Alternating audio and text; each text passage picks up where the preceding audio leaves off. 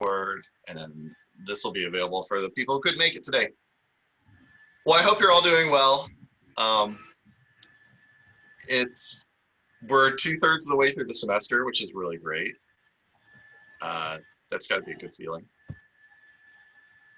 Um, yeah, so today we're kind of firmly, in the early 20th century. We're looking at more and more modern stuff. I'm excited next week to talk about Harlem Renaissance because there's a lot of stuff. The Harlem Renaissance I love. It's cool. There's a lot of stuff that I didn't know about. Um, like in most history classes, you hear passingly about the Harlem Renaissance, but it's not But they something don't that's, really pay attention to it that much. yeah. And I was shocked by a lot of different things. So yeah, I'm excited to talk about that next week. And I know some of you are more familiar with it than I was when I first came into this topic. So I'm excited to hear what you all think about it. Those questions are up on Blackboard for next week. For this week, we've got early 20th century, some crappy things, I guess, to talk about. But, from here on out, it's going to be a pretty mixed bag of discussion topics. And there's a lot of good things that we can discuss along with the struggles that still remain to be discussed. So yeah, so Josh and I have already been talking about Birth of a Nation. I'll be honest, as a history person, I was not super familiar with Birth of a Nation. Like I'd heard the title before, I'd known its reputation, but I hadn't watched it. And so I took to YouTube a few days ago, and you can watch the entire movie is on YouTube. You can watch the Yep. original Birth of a Nation, all three That's and a where half hours. that's why I first saw it. Like Yeah, but and like it plus it was on 1915. So of course like a movie that came out in 1915 like almost 100 years ago, it's going to end up being free, like a free movie. It'll be yeah, like that. It'll be like that 100 years later when let's say do you think of a recent, okay, like the Invisible Man that came out this year 2020, say 2120, 100 years later, which we'll all probably be dead by then. uh that movie's probably gonna be free. yeah. Copyright's a beautiful thing sometimes. Uh, Copyright expiration dates. So yeah, you can watch the whole thing. I skipped through parts of the movie, Birth of a Nation. I watched the whole entire thing. Yeah, yeah, it's terrifying to watch. It features very few, if any, black actors. Most of the black people depicted in the film are white people in blackface, which is extremely problematic because that is cultural appropriation, and blackface has a long, dark history of making fun of black people. And you gotta think about it. At the time, it was just the norm at the time, even though it was pretty fucked up. That was Yeah, just the normal thing that they considered fun, even though in reality it was just a mockery. yeah. So so yeah, we have this very racist movie where it, like Josh said earlier, it portrays the KKK as the good guys. Um, it portrays Northern whites as kind of these sleazy, terrible liberals that, uh, you know, are forcing things like racial equality on the genteel South. Um, Portrays black people as especially rapacious and stupid. There's a scene where a black man is trying to Rape a white woman, rape a white woman, and she throws herself off of a cliff. which I'm just like, what the like when I first saw. I'm sorry if I'm interrupting, but when I first saw that scene, I was like, okay, why would she do that? But I mean, then at the same time, I mean, I get the point, but this, like, it's like, yikes. The whole movie was a fucking mess. That's all I can say. Yeah, so whether or not you watch, I don't know if you watched the 16-minute kind of video that I included in the discussion questions, but this is still a movie that's upheld for a lot of reasons. It's got some important technical quality to it. Like it's like the filmography of like the cinematography and everything is well done, but the subject matter is completely terrible. So, well, how did people react to the movie at the time? Like the book gives you a couple examples of Boston and Cleveland reactions. What were some of the reactions to Birth of a Nation? Did you guys read that? Black black people absolutely fucking hated it. Yeah, However, like a lot of whites loved it. Well, not all of them, but still. Um, hold on. yeah, Okay. It said about 200 colored people formed at the Central Avenue at 330 East 30th Street on Monday night, and we're basically protesting the showing to like ban the whole damn thing. yeah, yeah. Calling for a boycott. Honestly, if I traveled back at that time, I would have said, okay, I know this probably sounds stupid, but if I traveled back in time, I would have wrote a sign that said, like I would have wrote that sign that said like the birth of a nation is a piece of S word, even though I probably get myself in trouble.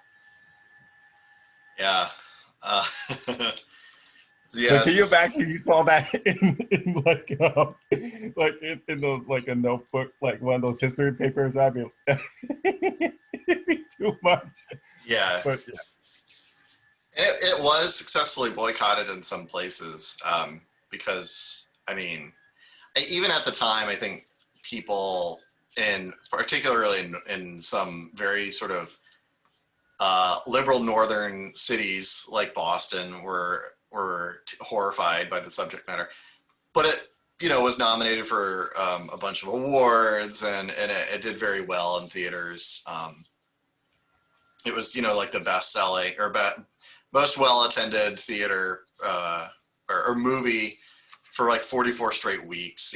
Dominated the box office and all this stuff. But there are pockets of resistance to this film um, in the North, and that's perhaps not surprising. But it's still taught in film school today. Like it's still like film That is students true. all over the country, need to watch Birth of a Nation for its technical qualities, which admittedly are impressive for a 105-year-old Yeah. movie.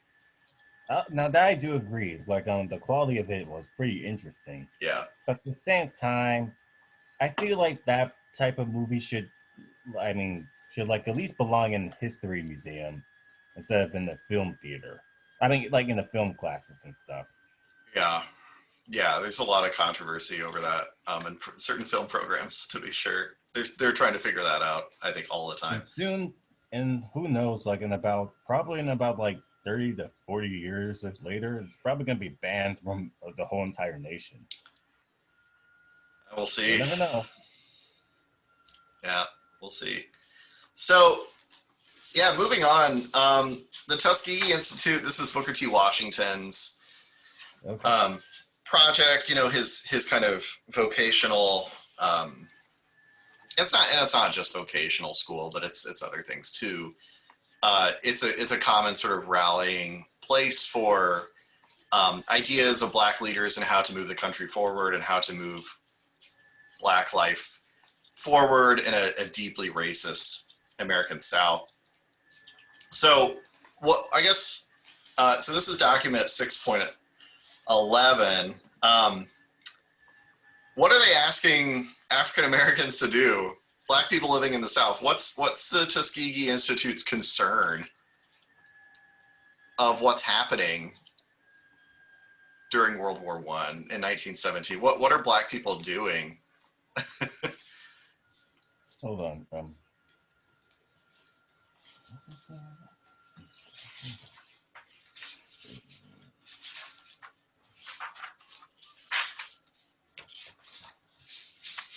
I mean, it's from the title of the document. It kind of gives away the ball game a little bit. Ew. But Tuskegee Institute is witnessing the migration of African Americans from the South to the North, owing to the demand for jobs and munitions factories. There are plainly just more jobs up north in the industrial cities, and Tuskegee Institute's like, wait, don't everybody leave. There's opportunity to be had in the South, despite all the racism, despite the second class citizenship.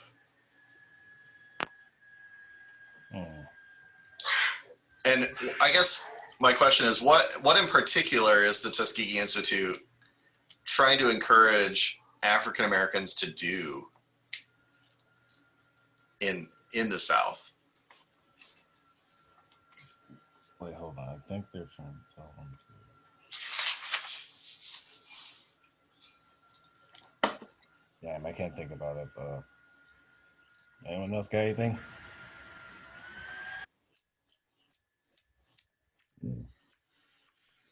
I think they say like don't do what the South always has done, like plant differently. Yeah, stay and tend the soil. Those of you who have access to land, stay on the land, like acquire more land. Like still in the South, large parcels of land can be bought for fairly cheap. So Black people need to own property. Like they need to own land. Don't go up north and work for a wage. Stay in the South and own land. And yeah, that's basically a dumb idea because that's going to get a lot of people killed. Well, that's the big concern, and that's why people are leaving. But yeah, it's like, as Tina says, like if you have land, diversify your crops, plan for the future. And Booker T. Washington's whole idea is, look, if we can develop a strong basis of Southern property ownership by the Black community down here in Alabama, Mississippi, Florida, Georgia, generationally, we can build on that, and we can build wealth within the Black community. So they're saying, stop moving up north. People are racist up there too. You're going to go and you're going to get jobs, but stay down here and work the land, own property, because that's where real generational opportunities from. What do you guys think of that idea? Honestly, well, it's not that bad. Like if they do have property, they can own it, but at the same time, they're still gonna have to deal with the KKK, and yeah. But unfortunately, there were probably a few up north too. But there's definitely a few up north. My teacher, no kidding. My high school has documents from where I'm at that shows like where we put in the newspaper like our KKK meetings. Yeah. Oh, really? Yep. We're have, like newspapers. Do you guys have any anything on an article like that? Yeah, it would be interesting to see those. I don't know if you have access to that, Tina, but like it'd be cool to see. I might be able to get some pictures from my high school teacher. Yeah. All right. Yeah, I grew up in Indiana, Northeast Indiana, and the town that I grew up in had Klan meetings, up until like the 70s. Damn. It was a stronghold, Indiana. Indiana's the middle finger of the South, as we like to say. And there's just really weird enclaves of stuff like that. But yeah, the KKK had chapters in all 50 states. Like, it was everywhere. Yeah, 24. It was 24 in my country. I mean, Illinois, mostly. Yeah. KKK still active in all the states? No kidding. Yeah, it's still and around. That what scares me, that they're still active to this day, and it's like, can't they just die off already? But at the same time, it's like the same with Nazis in Germany. They keep recruiting young people. Yep. That's all you know. Racism ain't gonna die. Yeah, it's a lot more underground than it used to be. It got infiltrated by the federal government in the 50s and 60s and started to fall apart as like the Which was good, but at the same time, it didn't really change anything. yeah. So it's muted, but it's still around. Yep.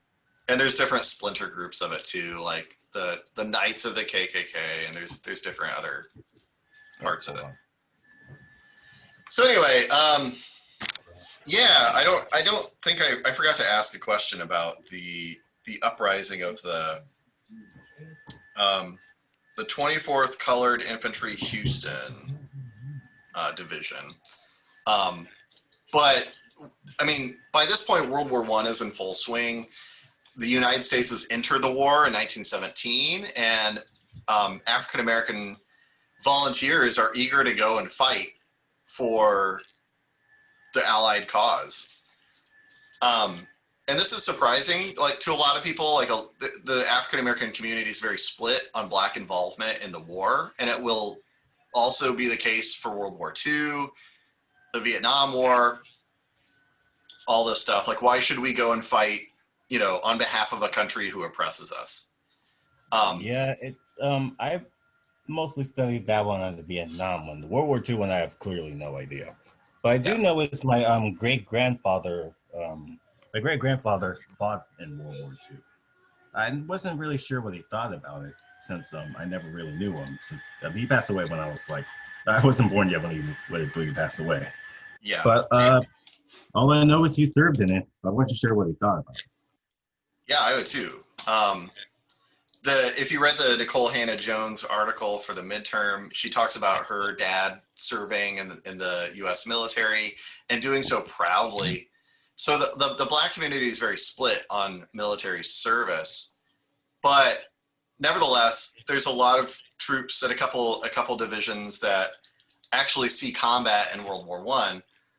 One of them is stationed in Houston, and there's a race riot that occurs in Houston because of the stationing of Black troops there. And so document 613 is kind of this, discussion of the race riot and why it would have caused such a furor to have Black troops stationed in the South. But I did ask a question about, let's see, is it document 614?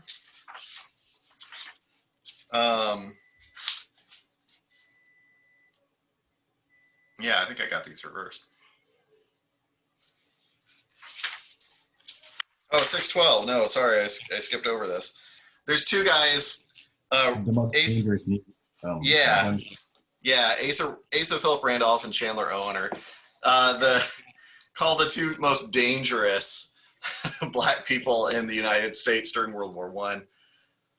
Why were they so dangerous? What was the government so kind of pissed off about these two guys? Protesting against World War I. Yeah, which was illegal at the time. You couldn't interfere in the recruitment of troops. And so that all changed in the 60s. Yeah. Well, sort of. So that's interesting that we have. This is the other side of the story, is that they kind of anti-war protesters in Randolph and Owen, and they get put on the radar of the federal government as being seditious and interfering in the war effort. So,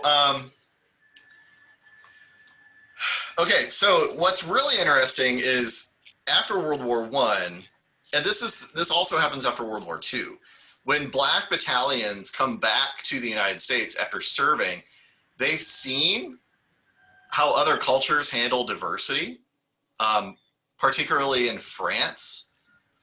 France has its own racist problems. Like, don't get me wrong. They have issues with their Black African colonies where they refuse to grant places like Algeria and Tunisia full citizenship in the French Republic.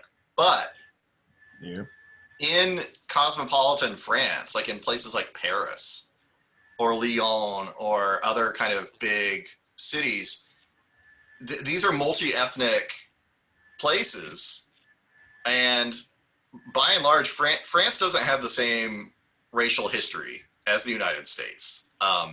In fact, Europe does not seem to have as much of a problem with black people in general as the United States. Like does. many blacks are trying to move up to UK and stuff as much as like I mean, because I've heard in the UK, I mean that they banned slavery in 1830 something.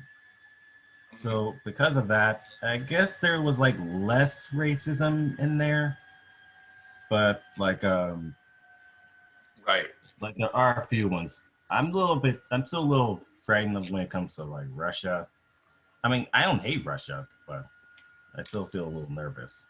Yeah, as you should. The further east you go in Europe, the more xenophobia and racism there is. There's just a lot more white supremacy baked into certain elements of Eastern European culture. They've got issues. So anyway, but so African Americans in particular get to go experience, you know, another culture during World War I and World War II, and the troops come back and they talk about their experience and being like, look, we could walk around the streets of Paris and not get the same side eye that we get walking around the streets of Atlanta or Philadelphia or Boston or New York. Like, we don't get the same, there aren't Jim Crow laws in France, you know. Oh, definitely not. So soldiers returning, I'm specifically talking about, document 614, where you have black soldiers returning and they are able to look at America with a new perspective. And so document 614 is probably one of the most powerful documents I've read in this book, where they just lay it all out. They're like, look, we've seen what a progressive multi-ethnic society looks like. The United States is not that. And in fact, we're not even trying. We're not even trying to be fair to people of all backgrounds. And so I don't really know if I even have a question related to this document. I just think everyone should read it and just marvel at its profundity. I've actually read a little bit of it, and like, it just makes me think like, I mean, it just makes me think that America really wasn't even giving a damn about any of its people. Like, I mean, all they cared about was power and, well, just everything that's basically white America. Even though there were many immigrants, like take Irish Americans, Japanese Americans, and Mexicans, like every single minority group had to go through hell because of the American government. Yeah. And it just makes me sad. It really does. Yeah. Yeah, that's great. Yeah, thank you. I don't know what else to add to that. But yeah, the crisis is the document, or that's the publication, one of the NAACP's staple publications, where they publish poetry from black artists. They publish stories, they publish reports and news and stuff. So this is a document that's found in The Crisis, which is the NAACP's magazine. And I don't know, like it's such a perfect summation of the United States when it comes to race relations, that it's like a timeless document. Like, you could read it today in 2020 and still be like, yep, this is still true. I won't lie. I think I might. I mean, once COVID died, I mean, who knows when the whole pandemic is going to die off. But like, once it like dies down a little, I think I might travel to France for a little bit. Yeah, do it. Yeah, great. Absolutely. I would heavily encourage that. Only one problem: speaking French is super hard. I tried so hard, but like, damn. It's a walk in the park compared to Polish. Oh, really? My I think it my might- brother made a joke that Polish people just pretend to understand the language. Yeah, that's a whole different ballgame, that's for sure.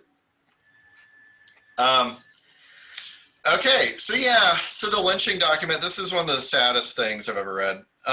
Document 615 is the NAACP's report on lynching across the United States.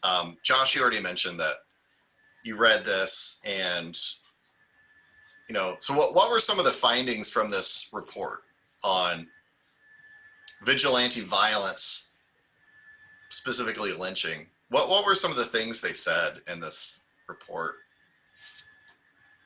Well, they said that. Hold on. It is to be remembered that the alleged offenses given were pretty loose descriptions of the crimes charged against the mob victims, where actual crimes were committed. Of the whites lynched, nearly 46% accused of murder. The more than 18% were accused of what have been classified as miscandalous crimes, i.e., all crimes were not otherwise classified. 17% were said to have committed crimes against property. 8.7% crimes were against other than rape, which most majority was not true. Right. Among colored victims, 35% were accused of murder, which, I mean, yeah, there were some that did some crimes, but not like no black person in their right mind at that time would try to kill a white person. And and against property, 12% were charged for mixed with scandalous crimes, and 5.6% of cases where crime were not at all were charged. But there's this one that really infuriates me when I think about it. You ever heard of this 14-year-old kid back in 1950s? I forgot his name, but he was accused of whistling at a white woman, which later the white woman I forgot her name, but she actually admitted that he didn't do it before she passed away. Right. And it just made me think that I'm sorry, but there was a time where I first read it as a teenager. I was a teenager at the time. And I may have said some things that I later regret saying about her. Yeah. This is the Emmett Till story, right? Mm-hmm. Yeah, Emmett Till. That's one of the most famous lynchings to have occurred. Infamous lynchings. Because, it's a 14-year-old kid killed for doing something that he didn't do. And in this document, and this document comes from, this was published in, was that 1918?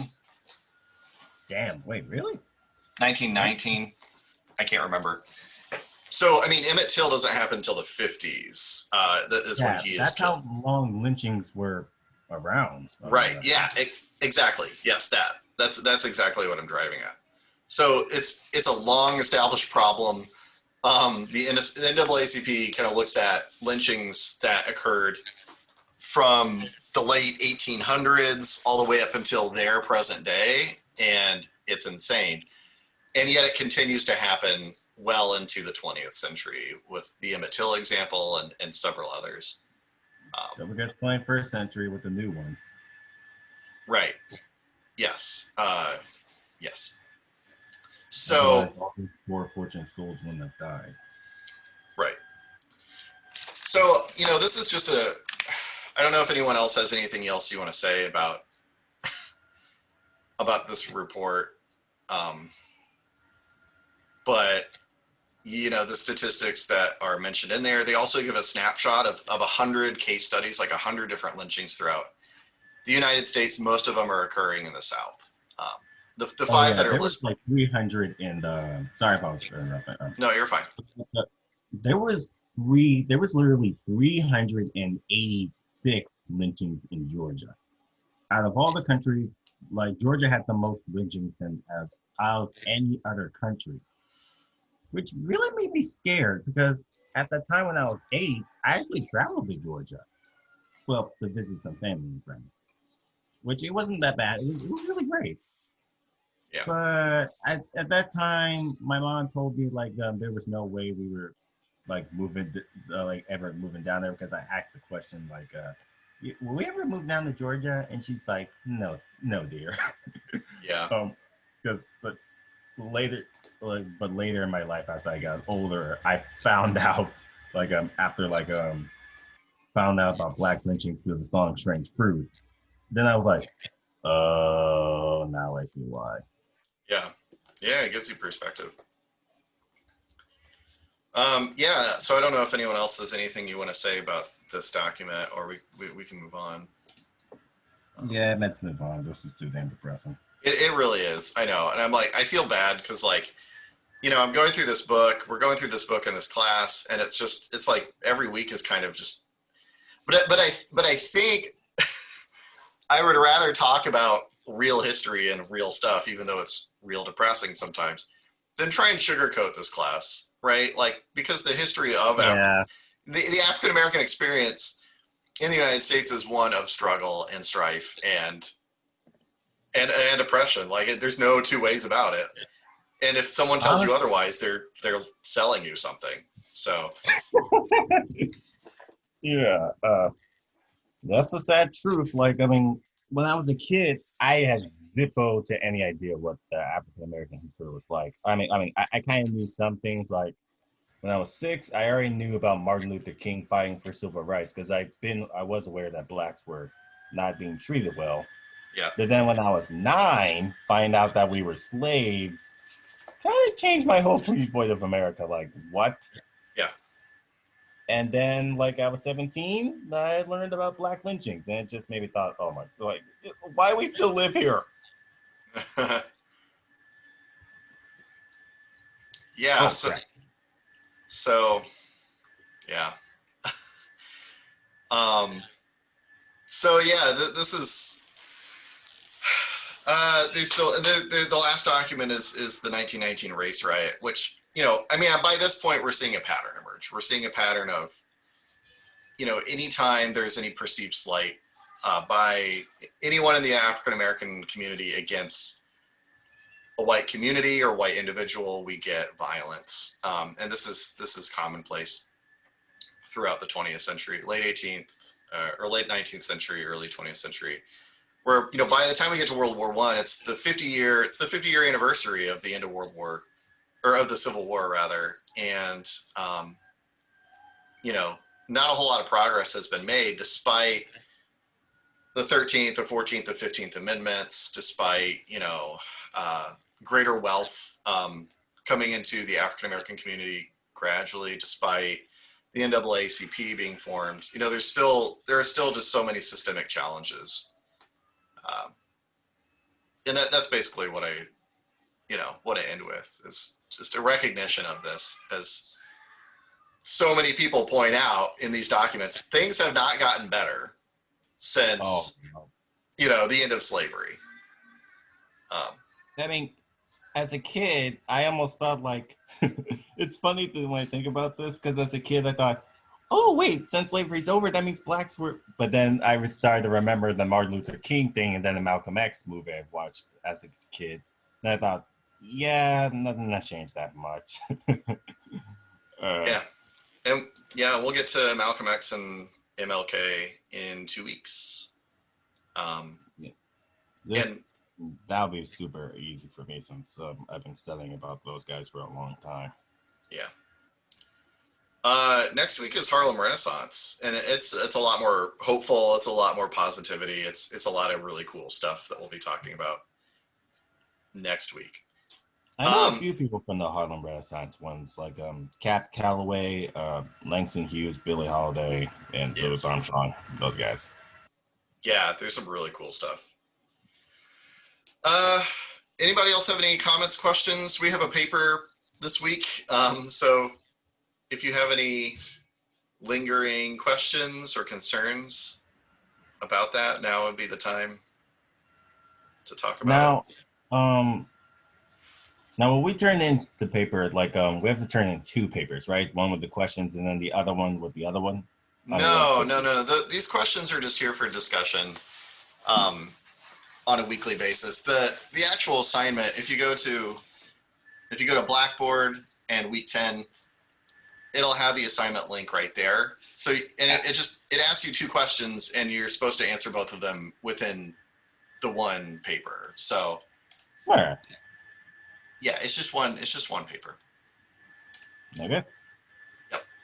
I'll look up my Blackboard thing here. And these bi-weekly papers have, always been discussing the last 2 weeks of material. So we'll be talking about, you'll be writing about major challenges faced by African Americans really since the end of the Civil War to what we discussed today. So the last 2 weeks of material from your book. And then, what are some attempts to solve those problems by the NAACP, by the Tuskegee Institute, Booker Washington, W.E.B. Du Bois. Like, you can talk about any of this stuff. These are 2 very open-ended questions. Like, all you're supposed to do is identify problems in this time frame and attempted solutions. That's it. All right.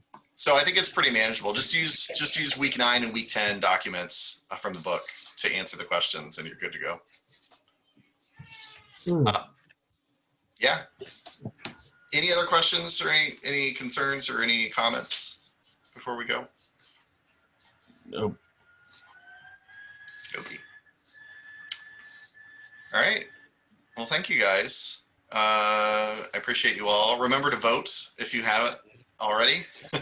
Oh, trust me, I'm already planning. Very important. I voted yesterday, so I'm just reminding everybody.